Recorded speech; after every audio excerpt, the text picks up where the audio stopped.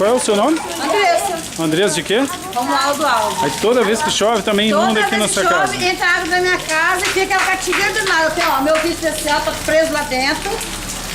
Entendeu? Tá preso lá dentro porque não pode vir pra cá. Aí quem sabe vir de casa sou eu. Você já fez alguma reclamação com o pessoal da prefeitura? Aham. Manda pra casa de vizinho. Pra onde eu vou? Eu tenho que esperar a água baixar, mas não vai vir, eu tenho que ficar no estado. É isso aí, Andressa. Eu vou pegar e vou mandar isso aqui pra lá. Tem mais alguma coisa a questionar a respeito disso? Questão da rua, né? Você fala pro Frederico Barbosa pra mandar uma pessoa pra casa. Manda recado pra ele que ele fala.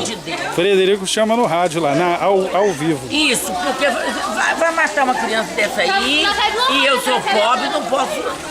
Eu não posso sustentar a casa de ninguém. O filho dessa menina é deficiente, dorme ali. Eu sei. Qualquer hora essa árvore vai A desficar. pobre dele precisa pegar uma casa, ó. Isso aí, ó, é alugado. Pobre da minha filha onde morar. Tem que dar uma casa pra essa pobre aí, ó. Isso aqui tem que Pelo cortar amor de mesmo. Deus, fala com o Frederico A Barbosa. rua tá cheia de E merda, eu tá vou. flutuando merda assim, ó.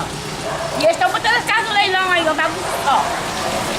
Pobre que quer pra comer, vai pegar leilão aí. Depois quer cobrar imposto. Imposto, PTU, PTU.